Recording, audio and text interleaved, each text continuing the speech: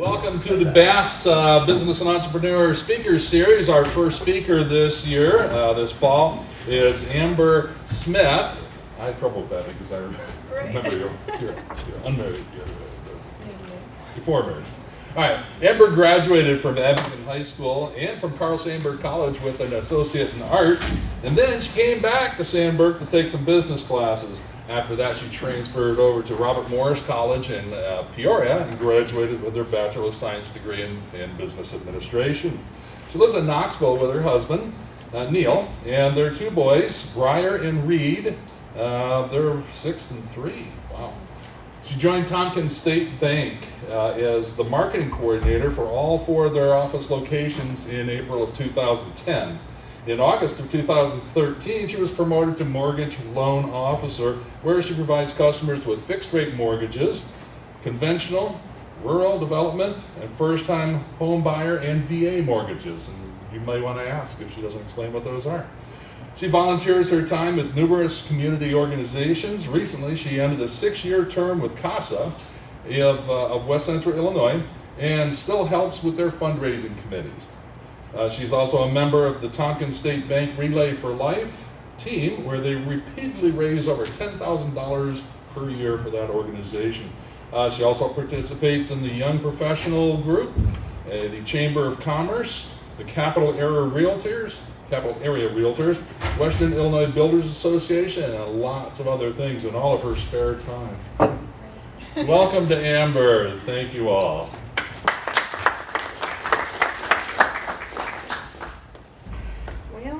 I think you've pretty much covered everything about my background. Kind of how I got started. I came to Sandburg because I didn't know what I wanted to be when I grew up, and I really still don't. I took whatever classes I had to take, like probably a lot of people that come here. I took my prereqs, I got those out of the way. I got an associate's, and I'm like, now what? What am I gonna do? I had an associate's in art. Like, I don't wanna be an art teacher, and I didn't wanna be a starving artist. So I decided to come back. I took some business classes just to figure it out. Is this what's for me? You know, do I wanna pursue this?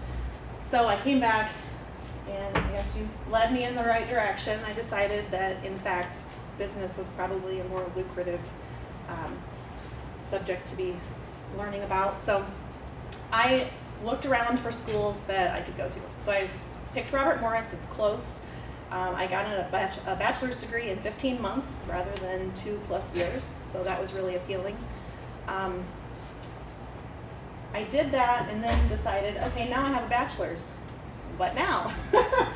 It didn't really help me decide what I wanted to be when I grew up. Business is very broad, and so if you don't have an idea of what you want to do, it can be kind of stagnant. I mean, your life can just kind of sit there and be like, what am I gonna do now? Actually, when I graduated, it was at the peak of unemployment. So that did not help my case at all. It was about, 2009, I think, when I graduated Robert Morris. And the peak was in 10 when I was still job hunting. So I pretty much just took random jobs to pay the bills. I ended up at a marketing firm in Peoria that I really loved. It was I ended up in an IT firm doing marketing, and I loved that because marketing was kind of my gig. It incorporated art, it incorporated my business degree, but I know a lot of marketing majors that are selling used cars, so that wasn't really what I wanted to do either. So I ended up working there for a year until my carpool buddy, who my best friend worked a block from me in Peoria, we were both tired of the hour drive every day, and she says, you know, Tompkins State Bank is hiring for a marketing person. They're creating this new job. Why don't you go check it out? That was hard because she was gonna lose her carpool buddy, but I went, and she got me in the door, and I got myself the job because there were a lot of other applicants. It was tight. You know, there were a lot of people looking for a job, and especially in marketing, there was a lot of people that went into marketing at that time. So I got the job. I had a list of things that they wanted me to do. Cut spending, which you never want to hear when you're taking a job that they want to cut spending. Cut overall spending, cut marketing budget, but do more. So that mean, that's pretty much what everybody wants to do now, is do more with less. So after about 3 years, I kind of turned around the marketing program, but they didn't have anybody doing marketing. It was just a loan officer that said, yeah, do this, do that, do this. So after I kind of turned that around, I cut our spending on supplies by more than half. I'm like, I want to do more. I'm peaked out. There's nothing more that you can do in marketing besides stay and do what you're doing. So they created a position for me in 13, I think. August of 13, created a new position for me to be a mortgage loan officer. We did have a lot of loan officers at the bank, but what I do is I specialize in certain types of mortgages. So what Keith had mentioned, the conventional first-time home buyer rural development, VA, those are all fixed rate mortgages. So for the whole 15, 20, 25, 30 years, you have a fixed rate. The ones that we keep in-house, they're called variable rates. So they're gonna re-amortize every, 25 years, but they're gonna change the rate every 5, which is not ideal, but our in-house standards are a lot less strict than what my standards would be with secondary market. So you've probably all heard of Fannie Mae. They do a lot with student loans, but they also do a lot with mortgages. So that's who I basically report to. If Fannie says we can do it, we can do it. There are a lot of different types of mortgages out there, and you're probably not looking to buy a home at the moment, so I won't bore you with those details, but anywhere from 0 down up to whatever you want to put down on a mortgage. You can do seller credits, and you can gift money to people and get gift money and take it from investments, and there's ways to accomplish what you want to do. But ultimately, what I want to talk about is what people don't understand, which is credit. That's kind of the biggest thing that I've learned in this job. I tell people I'm not a banker, I just work at a bank. If you ask me to add numbers in my head, that's not going to happen. I use a calculator. My husband's a civil engineer, and he can ramble off any calculation that you want. I am not a banker, I don't do that. I just happen to be working at a bank, which I love, and I do like working at Tompkins. I don't know if I would like every bank, because what I do is really hard and makes your brain hurt. This morning I was trying to wipe my brain clean before I came in here because I've got a lot on my plate, but I have a lot of conversations with people about credit, and they don't understand it, and it's really hard to understand, really. So what I'm going to say is the best advice that I have gotten is credit is not a reflection of what you've done in the past, but it's more looking at what you're going to do in the future.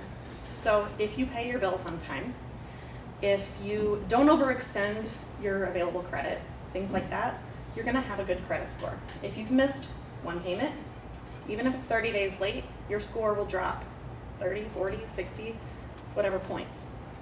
And the reason I say this is because I get a lot of people in my door that they want to buy a house. They're fresh out of college and they want to buy their first house, and I pull their credit and we just sit there. I don't know what to tell them, because they either don't have any credit, and what they do have is collections, which means you have no credit score, or they have credit but they didn't pay their car payment or their Maurice's card every month, and they expect to have a good credit score. So I want everybody to just kind of be aware of what credit does to you and can do to you in the future. Anything on your credit report is going to stay there 7 to 10 years. So in 7 to 10 years, what do you plan on doing? Not being here, I assume. You're going to be moving on with your life. You're going to have jobs. You're going to want to have a home. You're going to want to have a car.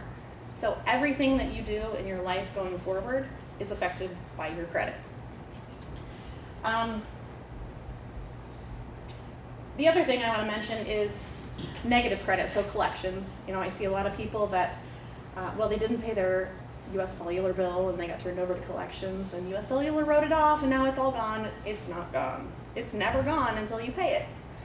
So if someone tells you that it's been written off or you've settled for less than half of the debt that you owe, it's still there. It's never going away until you pay the full balance. Even if they tell you it's gone, it's not gone. Don't believe them. I do work with people all the time to try to fix this kind of stuff, because when I get a credit report, it's usually like 15 pages of stuff. It doesn't make sense to them. It'll show you every creditor you've ever had. If you're older, it's going to knock some of those out. But in your case, it's going to show every creditor you've ever had. It's going to show were you on time and what month you were late, if you were ever late, and it's going to pretty much tell me your entire history for that creditor. I guess the other thing that I've heard a lot lately is, I tried to pay my bill. They didn't send me an invoice. I didn't know where to send it. No one is going to believe that. Do not take that as an answer. I have someone right now that did not pay his mortgage for 3 months. That's a big one. You always pay your mortgage first, but didn't pay his mortgage for 3 months because it apparently got transferred and he didn't know where to send it, and they had terrible customer service, and you can say all the excuses that you want. If you don't pay your bills, it will affect you forever. I have people that, I know times get tough and you can't pay things that don't report to the credit bureau first, okay? Don't pay your cell phone if you whatever, but don't get like seriously delinquent. You need to pay your home, your car, your credit cards, things that report to the credit bureau. Do not be late. What else? Amber, what are some other things that always get reported? Okay, so you mentioned the mortgage. Your What autos. about rent? Like, No. not always. What about like if it's a bigger apartment kind of complex or one of those? They can. A lot of times those places won't report like a 30-day late. They'll report a serious delinquency. Okay. So, I mean, really, you need somewhere to live, so pay your home first, regardless of whether it's rent or whatever. But most landlords don't report to the credit bureau if it's just an individual. Ideally, you want to be able to pay your bills all the time. But in reality, think in the back of your mind, just think about your credit. Because if you have a 500 credit score, you're never going to be able to buy anything, ever. I have people that have pages and pages of medical collections, and I know they can add up. I've got a son with hydrocephalus, and we've had surgery after surgery and hospitalizations, and I understand how those add up. One of the things that I suggest to people is you can pull a free credit report online once a year from every bureau. What I do is I alternate which ones I pull like every 3 to 4 months. So Experian, Equifax, TransUnion.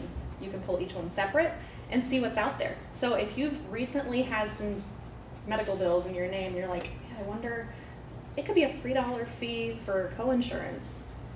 It reports and it hurts your credit score. So be diligent. Credit Karma is good, it's free, it's not totally accurate. Reason being, because there are more than one matrix that we use for credit. FICO is one, which is what Credit Karma gives. It'll give you a score, and it'll be close. If you go to get a mortgage, it's a different matrix, it's a lot stricter. It's not going to be the same score that I pull, but it'll be pretty close. At least gives you an idea of, well, my score was a 700, and now it's a 650. What happened? Could be that somebody reported something negative to the credit bureau. The other thing is, if you find something that is negative on your credit report, don't just accept it.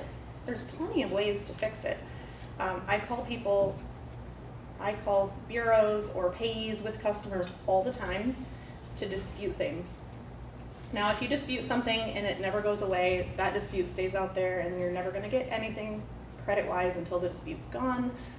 But that's the start. File the dispute, figure out, this shouldn't be in my name, or, this, if you have a parent with a similar name, a lot of times those get confused.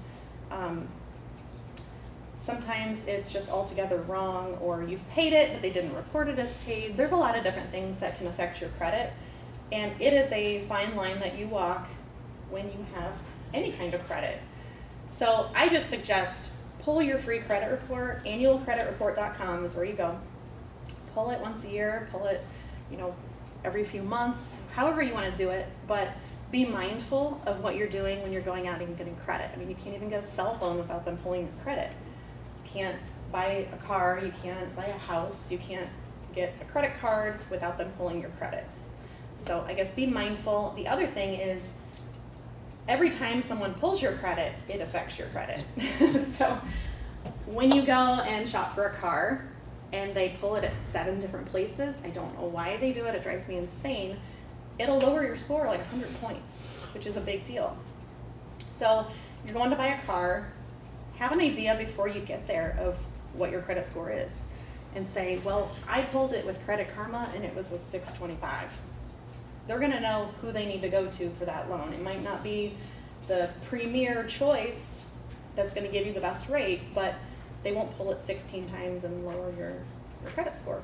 So I guess being mindful of what you're doing is probably the best advice that I can give anyone in my, that is talking to me, because I have to disappoint people a lot. I really don't like to do that. So I always give a not right now instead of a no, because if they do the homework that I've given them, they should be able to come back in 6 months to a year and buy a house. So I guess I went pretty fast, but. Do you ever send people to like the consumer credit counseling folks?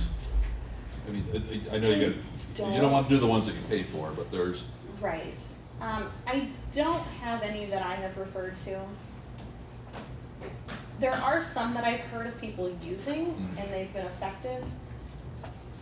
But really, if you're willing to do a little bit of legwork, you shouldn't need them. Right. Because all the information is given to you on the credit report. So when I pull a report, no matter what, I'll give you a copy of it. And it'll show everything. It'll have every phone number, every address of every creditor you've ever had, collections, current accounts, everything. So with that report, you should be able to make those phone calls yourself. And at least with medical, because it doesn't tell me because of HIPAA, it doesn't tell me who the original biller was.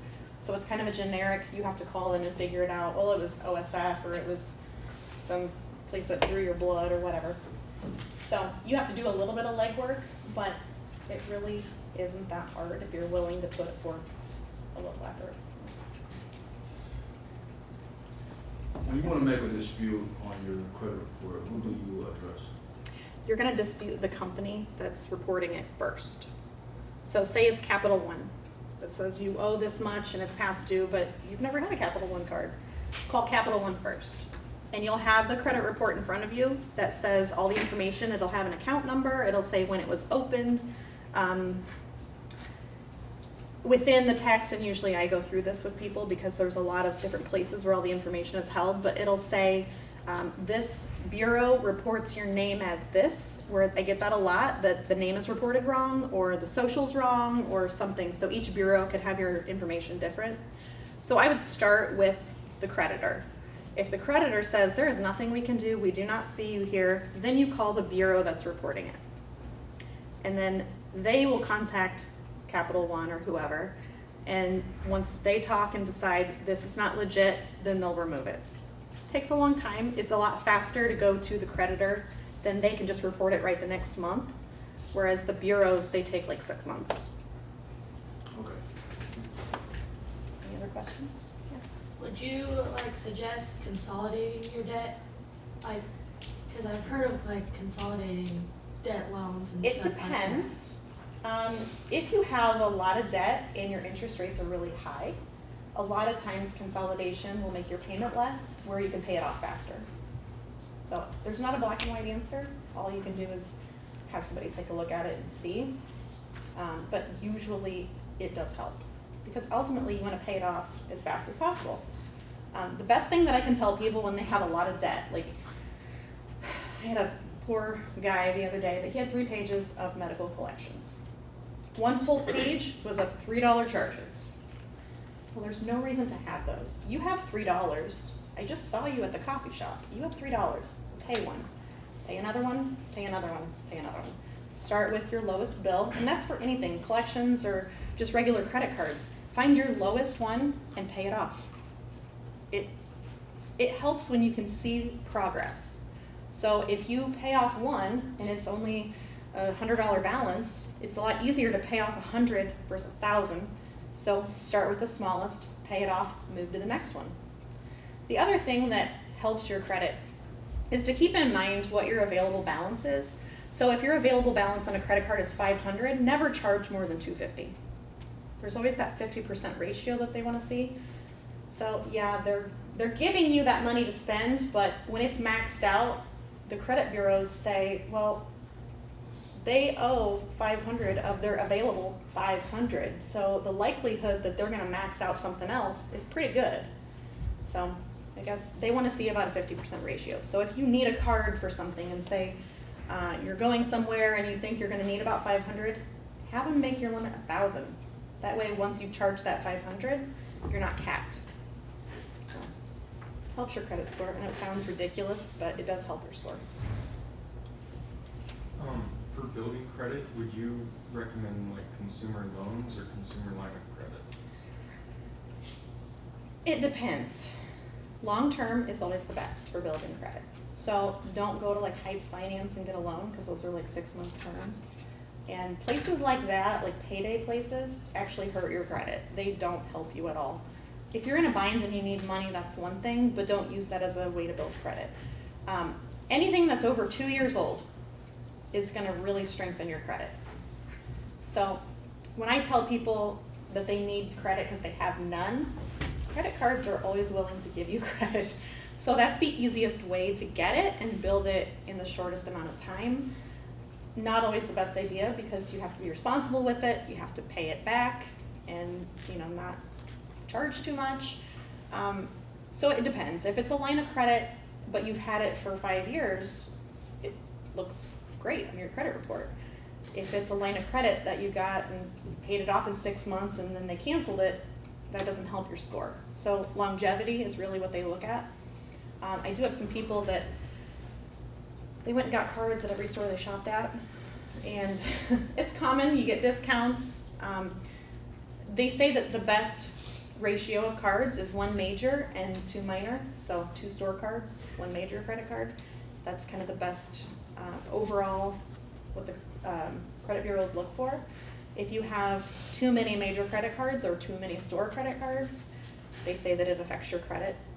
I have no credit cards, and I have almost an 800 credit score, but I've had auto loans and I had student loans. So you don't have to have credit cards to have good credit. It's just a way for especially young people to build credit because they will pretty much give them to anyone.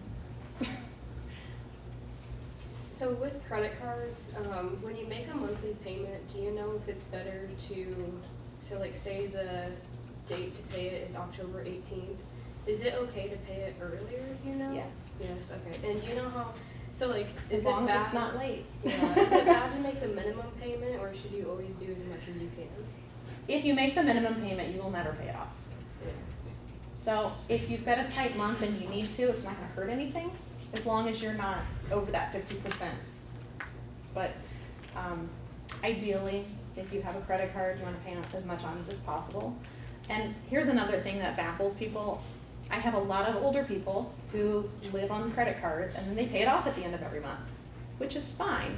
But then when they come to me and I pull their credit, they see that there is a balance, but there's not because they pay it off every month. There's always a lapse between when your credit is pulled and when they report on a statement. So it's never the same day. So you pay at the 1st of every month, but you've used it from the 1st through the 15th, and the 15th they report to the credit bureau. So there's 15 days that you've charged stuff on it. So you never have a zero balance when you pay it off, but it helps for the next month. Then you don't get in trouble. But. Any other questions? I wonder if I could ask. Yeah. All right, now you mentioned this FICO score Mhm. and this credit score, and it's very important and it has a big impact. You've also talked about how to improve that FICO score, with the amount, the balances that you carry and with timely payments. How does it affect you if you have a bad FICO score?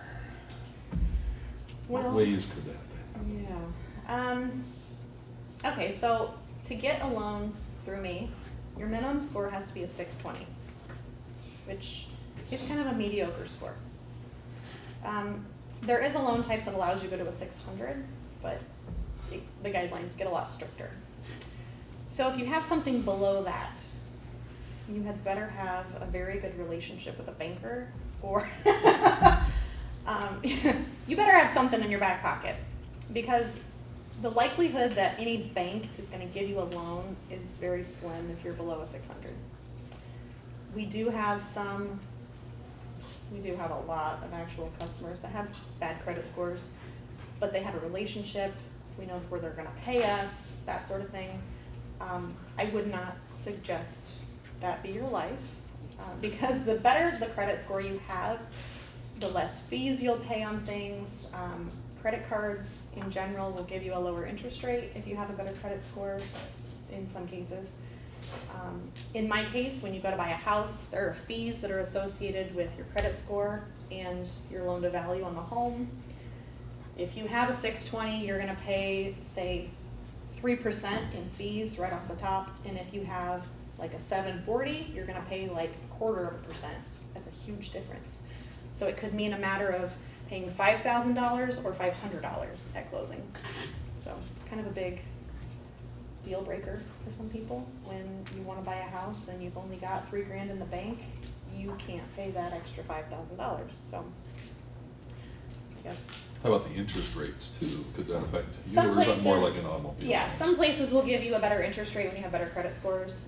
I don't do that. It's just that fee that's, so basically everybody gets the same rate. But Certainly would on automobile loans affect your interest rate. yes, a lot of banks are different, a lot of credit cards are different, so a lot of places are gonna do things differently. So some places will give you a better rate if you have an 800 credit score versus 600. Because the reason you have a 600 is because you didn't pay someone. Or, you let a car go back to the bank, or, whatever. Don't do that, please. Sell it, don't let it go back, sell it. Yeah, and the way that works then is if you're being charged a higher interest rate, that means higher payments. Correct. Either monthly payment, or the games they play these days, they stretch those payments out forever. The total amount that you pay could be incredibly different, incredibly larger. So these things are very important. I'm glad you talked about credit today. Well, I feel like I counsel people more on credit than I actually make mortgage loans, so I wish I would have learned more about this when I was in high school, because by the time you're out of high school, you've already got checking accounts and credit cards and whatever else. You're already getting your scores, and sometimes they go south real fast. So it takes a lot longer to build it up than it does to tear it down. And like one of my good friends always used to say, you don't know what you don't know. And what you don't know can hurt you. Yeah, that's for sure. Do we have any other questions for Amber? Really appreciate you taking the time. I know you're very busy. Like how many loans a week now would you say you're doing this time of year? Oh, it varies. Probably last month there were 12. And they take about 30 to 45 days to close, so it's a lot. And I'm one person. Yeah. Yeah. You're very busy. I'm gonna put a plug in here. We do have a personal finance course that'll be offered. I think we're gonna do it next fall again. So I would encourage you to come and learn more about it, right? Because you can see how Yes, take it. important that is in terms of your financial life. Yes. And I just want to say that if anybody wants to talk about credit, come find me at Tompkins. I'm happy to help. I know, a lot of people your age that are already in debt and they don't know how to get out. So don't get there. Let's talk about it. I don't charge you to talk about it, and I don't even have to pull your credit. If you want to pull a free one and bring it in, we'll talk about it. So. Where are you located?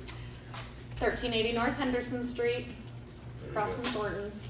You know where they just put that new cell tower in the back? Yeah, Culver's is going to be next door, so people will find us a lot Yeah.